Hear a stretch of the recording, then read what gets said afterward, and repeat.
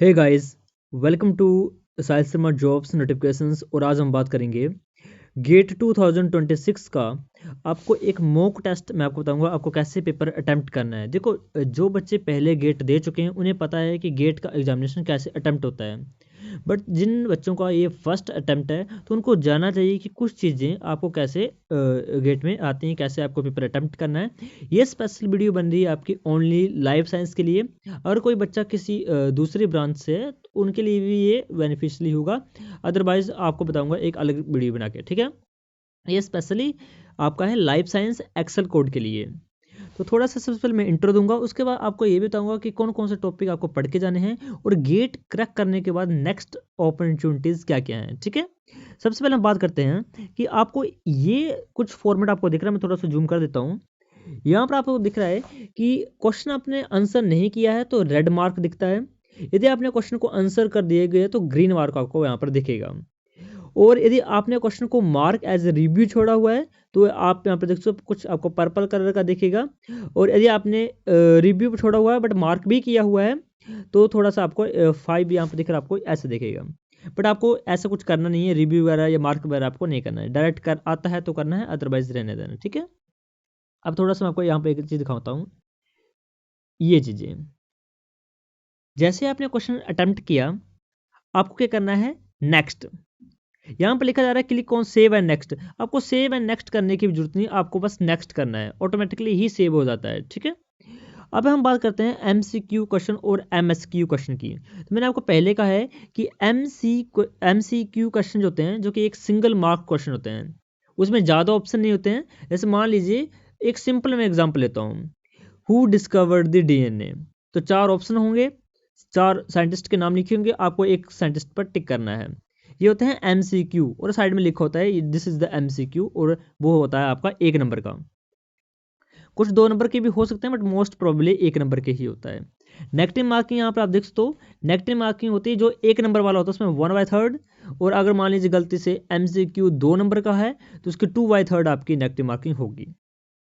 ठीक है, तो ये था एमसीक्यू। और याद रखना, एमसीक्यू आप अटेम्प्ट तभी करना जब आपको क्वेश्चन आता हो। ठीक है, अब बात करते हैं एमएसक्यू।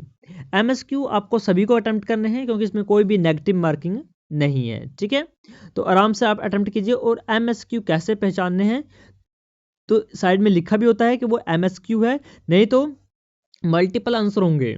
ठीक है, इसमें कोई एक आंसर नहीं होगा, आपके पास मल्टीपल चॉइस होंगे। आप 1 2 3 4। और एक चीज़ में याद रखना, मान लीजिए इसमें आपके पास ऑप्शन दिए गए हैं 4, ऐसे लेके चलते हैं 6 ऑप्शन आपके पास हैं। यदि आपने 5 टिक कर दिए गए हैं और आप 6th वाला आपसे टिक नहीं हुआ है, ठीक है, तो भी आपको 0 नंबर ही मिलेगा।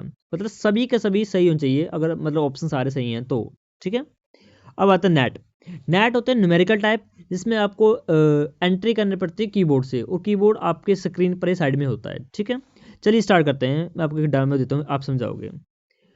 ये तो एक पैटर्न है, ये आप देख लेना कि टोटल कितने कितने क्वेश्चन आते हैं। जनरल एप्टीट्यूड के यहाँ पर देख सकते हो 1 नंबर वाले 5 क्वेश्चन आते हैं और 2 नंबर वाले 5 क्वेश्चन आते हैं। ठीक है, टोटल 10 नंबर का आपका जनरल एप्टीट्यूड होगा। रही बात सेक्शन पी की, जिसको हम बोलते हैं केमिस्ट्री। केमिस्ट्री में आपके 1 नंबर वाले 9 मार्क्स का 1 नंबर का आएगा, और 8 मार्क्स का आपका सॉरी क्वेश्चन है ये। ठीक है, तो 9 नंबर के आपके 1 नंबर वाले क्वेश्चन आएंगे और 8 के आपके 2 नंबर वाले। ठीक है, तो इतने क्वेश्चन होते हैं। तो देख लो, 17 क्वेश्चन आ रहे हैं आपके केमिस्ट्री के। केमिस्ट्री में से 17 क्वेश्चन आ रहे हैं। और रही बात आपकी जो आपकी कोर सब्जेक्ट है, जिसमें आप 2 चूज़ करोगे, बायोकेमिस्ट्री और zoology. As per my guidance मैंने आपको ये बोला है कि जो भी बच्चा जोलॉजी का है वो इन्हीं 2 को चूज़ करना, बायोकेमिस्ट्री और जोलॉजी। मे बी कोई बॉटनी ब्रांच का है तो वो बॉटनी चूज़ कर सकता है जोलॉजी के साथ। मैं आपको बताऊंगा कैसे चूज़ करना है। यहाँ पर आपको 2 चूज़ करने हैं, और ये होंगे 1 नंबर वाले 8 क्वेश्चन और 2 नंबर वाले 11 क्वेश्चन। ठीक है, चलिए अब हम करते हैं इनको टिक और स्टार्ट करते हैं। यहाँ पर देखो, सेम डिट्टो यही वहाँ पर पैटर्न होगा, ऐसे ही साइड में आपका टाइम चला होगा। ठीक है, ऐसे क्वेश्चन आएंगे। इसका मैं लिंक आपको दे दूंगा, आप यहाँ पर इसको मॉक टेस्ट को आप अटेम्प्ट करना। जैसे यहाँ पर देखो, जनरल एप्टीट्यूड आपको फर्स्ट नंबर पर दिख रहा है, सेकंड नंबर पर आपको यहाँ पर केमिस्ट्री दिख रही है, ऐसे ही वहाँ पर होगा। देखो जनरल एप्टीट्यूड और केमिस्ट्री में आप टिक नहीं कर पा रहे हो क्योंकि यहाँ पर टिक करने का ऑप्शन नहीं है, क्योंकि ये तो कंपलसरी आपको करने ही है। But biochemistry, botany, microbio, zoology, आप ध्यान से देखो, एक और होना चाहिए वैसे यहाँ पर, हाँ फूड टेक वो आ गया है। ठीक है, तो मैं कहाँ चला था, हाँ तो इनके साथ क्या लगा हुआ है, एक एक टिक मार्क लगा हुआ है। जैसे बायोकेमिस्ट्री का यहाँ पर देखो टिक मार्क लगा है ना आपको, ये देखो टिक लगा हुआ है, वैसे वहाँ पर आपको टिक करना है। और यदि मान लो आपको नहीं ये नहीं करना है, आपको बायोकेमिस्ट्री चूज नहीं करनी है, तो यहाँ पर आपको क्या करना है, यहाँ पर बॉटनी चूज कर लेनी है। अब आपने बायोकेमिस्ट्री और बॉटनी चूज कर ली है, और यहाँ पर आपको क्वेश्चन रीड करने हैं यहाँ पर, ठीक है, ऐसे क्वेश्चन आप रीड करना सारे। आपको एक चीज मैं आपको बता दूं, आपको करना क्या है, बिल्कुल सिंपल चीज बताऊंगा आपको मैं। देखो जैसे ही आपने एग्जाम के लिए स्टार्ट हुआ, आप टिक मत करना, ठीक है, जैसे बायोकेमिस्ट्री और बॉटनी सीधा टिक मत करना, पहले बायोकेमिस्ट्री पे जाओ, सारे क्वेश्चन यहाँ पर रीड कर लो। इसमें तो ऐसे आ रहा है ना, सेम है नेक्स्ट, सिंगल सिंगल करके, यहाँ पर देखो, यहाँ पर आ रहा है, जैसे आपको क्वेश्चन नंबर 1 है, 2 में जाओ, 3 में जाओ, 4 में, ऐसे आप यहाँ चेक करो सारे क्वेश्चन कि आपको ये करने लायक हैं या नहीं करने लायक है, तभी आपको टिक करना है। उसके बाद वैसे आपको बॉटनी में जाना है, बॉटनी में देखना है कि सारे क्वेश्चन कैसे कैसे क्वेश्चन है, ऐसे खुद जाना है, यहाँ पर देख रहे हो मैं कहाँ जा रहा हूँ, वैसे सेम आपको ऐसे जाना है। ठीक है, जैसे आपने 6 पर क्लिक किया, 6 पर देखना है कि क्या मैं करने लायक हूँ या नहीं करने लायक हूँ, ऐसे। उसके बाद वैसे माइक्रोबायो में, मतलब आपको देखना है कि मैं कर सकता हूँ या नहीं कर सकती हूँ। ठीक है, मान लो मैंने चूज़ कर लिए हैं बायोकेमिस्ट्री, जो कि मैं बोलता हूँ आपको करनी है, और दूसरी मैंने चूज़ कर ली है जोलॉजी। ठीक है, जैसे चूज़ कर लिए उसके बाद भी आप चेंज कर सकते हो, ऐसा नहीं है, बट एक बार कर लिए तो क्यों ही चेंज करने हैं ना, वो बात है। चलिए क्वेश्चन थोड़े से देख लेते हैं किस टाइप के क्वेश्चन है इसी वीडियो में, और आपको बताऊंगा मैं थोड़ा सा कुछ आपको बताऊंगा अभी मैं आपको कौन कौन से आपको क्वेश्चन टारगेट करने हैं। जैसे मान लीजिए बायोकेमिस्ट्री की बात कर रहा हूँ, तो बायोकेमिस्ट्री में पहले क्वेश्चन आप देखो, दूसरा क्वेश्चन है ये, सॉरी पहला क्वेश्चन चलता हूँ, देखो ये पहला क्वेश्चन है, और ये होता है नेट क्वेश्चन, ऐसे करने होते हैं नेट के क्वेश्चन। अब देखो equilibrium dissociation constant of acetic acid is this one, the pK of acetic acid. मैं बार बार आपको बोलता हूँ कि 3 क्वेश्चन ऐसे हैं जो कि बायोकेमिस्ट्री सेक्शन से आएंगे। पहला क्वेश्चन पी के ए वैल्यूज निकालना, जो कि इस क्वेश्चन में पूछी गई है। ये मेरा खुद एनालिसिस ये 10 साल से ये क्वेश्चन रिपीट हो रहा है, 10 साल से। तो आप जाओ गूगल पर ये वाला क्वेश्चन टाइप करो, चैट जीपीटी आजकल बहुत सारे एआई टूल है, देखो कैसे अटेम्प्ट हो रहा है। जैसे ही आप उसको सोल्व कर पाओगे, आपको यहाँ पर इस कीबोर्ड के माध्यम से, यहाँ पर कीबोर्ड लगा ना ये वाला, जैसे 5 9 ऐसे टाइप करना आपको वहाँ पर, और क्या करना है, सेव एंड नेक्स्ट। ठीक है, ऐसे वैल्यू करनी है और सेव एंड नेक्स्ट, नेक्स्ट आपको क्वेश्चन आ जाएगा। ऐसे आपको नेट के क्वेश्चन अटेम्प्ट करने हैं। अब देखो बायोकेमिस्ट्री की बात करूँ, मैं जोलॉजी में भी जाऊँगा अभी। देखो बायोकेमिस्ट्री में एक क्वेश्चन मैंने कौन सा बताया आपको, नेट का पी के ए निकालना। एक और क्वेश्चन है जिसको बोलते हैं पी आई निकालना, ठीक है, आइसोइलेक्ट्रिकल पॉइंट निकालना, बहुत ईजी होती है। उसमें सिंपल आपको एवरेज निकालनी होती है, मैंने प्रीवियस वीडियो में आपको बताया है। अगर दो आपके पास एसिड दिए गए हैं तो दोनों एसिड के जो भी वैल्यू दी गई होगी पी के वैल्यू, उनको एवरेज निकाल देनी है, 2 से डिवाइड कर देना है। मान लो 3 वैल्यू दी है तो दोनों के एसिडिक या दोनों के बेसिक वाले चूज करने हैं आपको। फॉर एग्जाम्पल के लिए मान लीजिए किसी एक की वैल्यू 2 है, क्वेश्चन की बात करो, क्वेश्चन में पी की वैल्यू किसी की 2 है, किसी की 4 है, 4 है, और किसी की 8 है। अब आपने एवरेज निकालनी है, तो आपने एवरेज कोई कितनी 2 की निकालनी है। अब किन 2 की निकालोगे, 2 और 4 को साथ में लेंगे या 2 और 8 को साथ लेंगे, तो आपने साथ लेना है 2 और 4। ठीक है, अगर मान लीजिए क्वेश्चन में ऐसा होता है 2 8 और 11, 2 8 11, अब कौन से 2 लोगे, 8 और 11। मतलब अगर मान लो देखो क्वेश्चन में ऐसा ही होगा, एक एसिडिक होगा 2 बेसिक होंगे, या तो 2 बेसिक होंगे एक एसिडिक होगा, या तो दोनों एसिडिक होंगे एक बेसिक होगा, ऐसा होगा। तीनों के तीनों एसिडिक कभी नहीं दिए होंगे। ठीक है, तो उन 2 एसिड की एवरेज या 2 बेसिक की एवरेज निकाल के सीधा आंसर निकाल देना है। ये होगा दूसरा क्वेश्चन, पीआई निकालने का क्वेश्चन। तीसरा है पीएच निकालने का क्वेश्चन।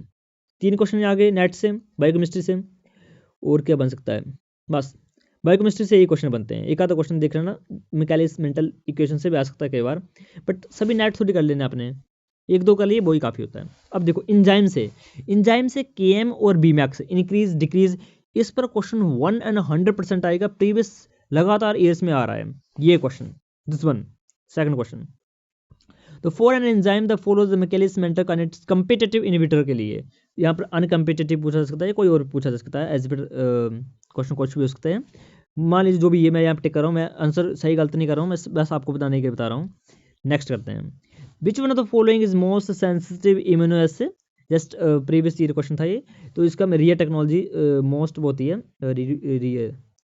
ये वाली, ठीक है। तो ऐसे क्वेश्चन आपके बायोकेमिस्ट्री में आपको देखने को मिलेंगे और ऐसे आपको अटेम्प्ट करने हैं। कहीं दिक्कत आ रही है कोई? साइड में आपको ये लगा होगा, यहाँ पर देखो फोर्थ वाले में मैंने अटेम्प्ट नहीं किया है, ठीक है। मान लीजिए मैं इसको करता हूँ, मुझे नहीं आ रहा है, ये क्वेश्चन मुझे आता ही नहीं है, तो आपको क्या करना है, आपको कैसे आगे जाना है, आपको सीधा ही क्या करना है, नेक्स्ट, ठीक है। सीधा ही, मान लो मुझे ये भी नहीं आता है, तो सीधे में करना है सेव एंड नेक्स्ट। तो देखो फोर्थ पर क्या है, रेड मार्क लगा क्योंकि मैंने नहीं किया है, फिफ्थ पर रेड मार्क लगा है। अब मान लो इसको मैं टिक कर देता हूँ, सेव एंड नेक्स्ट। सिक्स पर क्या लग गया, ग्रीन, क्योंकि मैंने कर लिया है, ठीक है। अब जाके फिर से आप फोर्थ में जाके आप उसको चेंज कर सकते हो, कि मान लो आपको लग जाता है कि नहीं यार मैं ठीक कर सकती हूँ, तो इसको कर लेना टिक, उसके बाद आगे चला जाना है।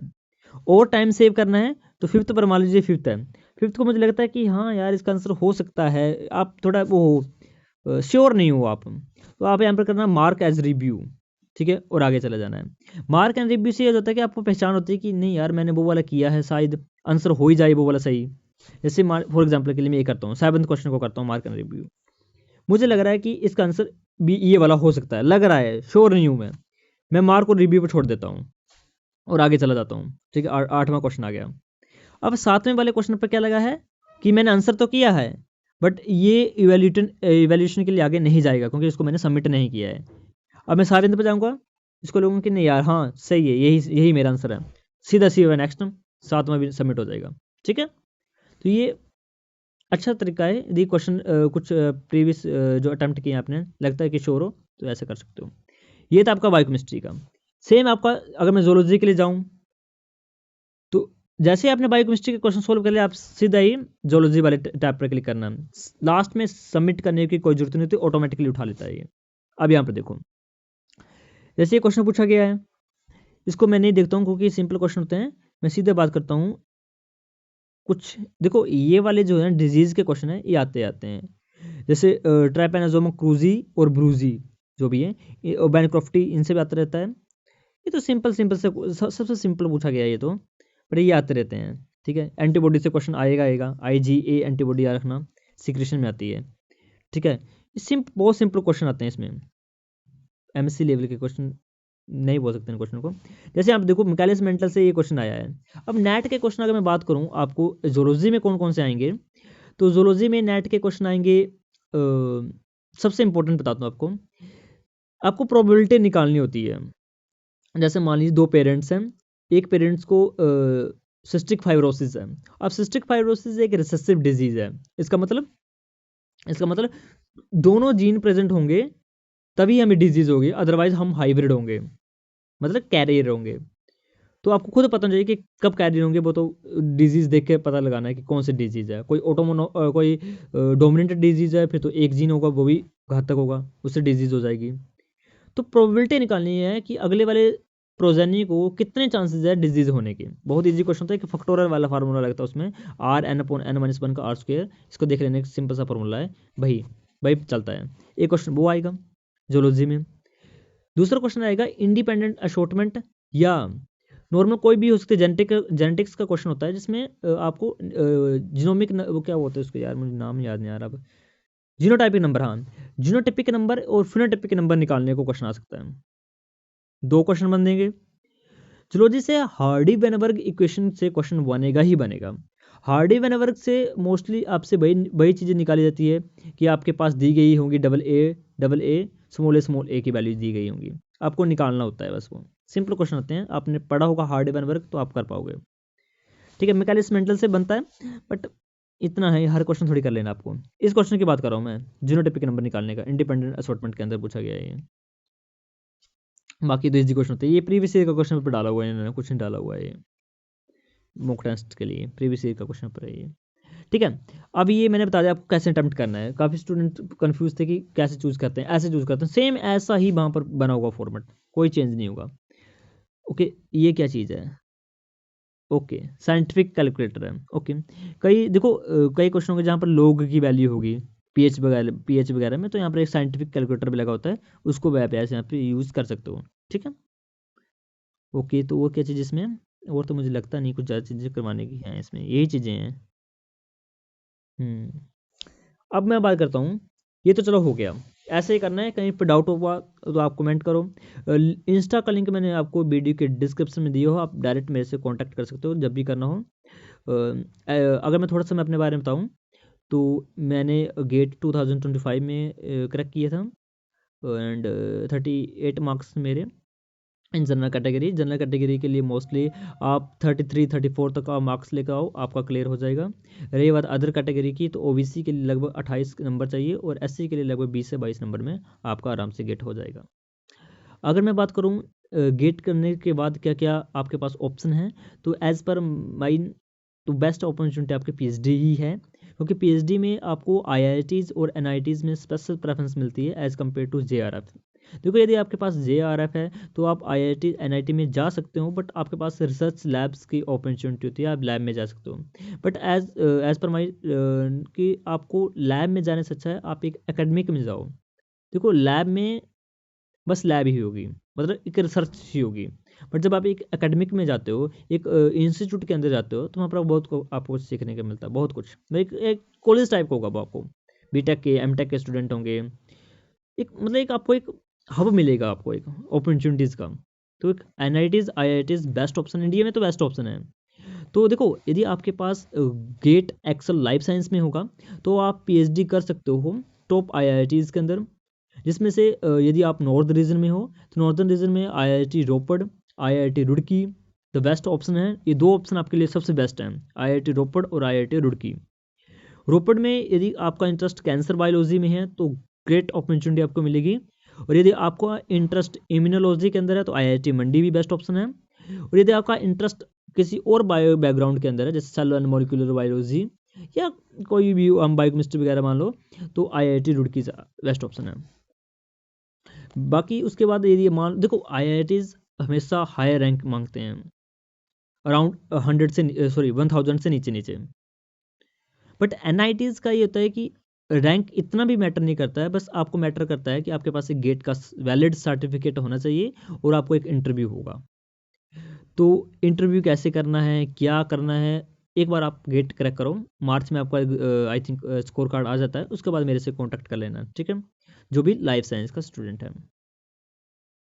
बाकी पीएसयूज भी होते हैं, बट पीएसयू में लाइफ साइंस वालों को इतना कुछ नहीं है, डीआरडीओ वगैरह में निकलती भी है, एक आधी पोस्ट निकलती है, वो कैटेगरी वाइज में हो जाता है। जैसे मेरे टाइम में एक ओबीसी की निकली थी, बस एक ही सीट निकली थी ऑल इंडिया पर, तो उसमें मैं तो नहीं बोलता हूँ, क्योंकि उसमें तो चांसेस आप नेग्लिजिबल मान के चलो। बट पीएचडी एक बेस्ट ऑप्शन है, और मैं पीएचडी कर रहा हूँ एनआईटी जलंधर से। ठीक है, तो किसी को भी फ्यूचर में फर्दर में कोई आना हो या कुछ भी आपको हो, तो आप मेरे से करना कॉन्टैक्ट। ओके, चलिए करते हैं, दैट्स ओके। कोई डाउट है तो आप कमेंट करना। Thank you and have a nice day.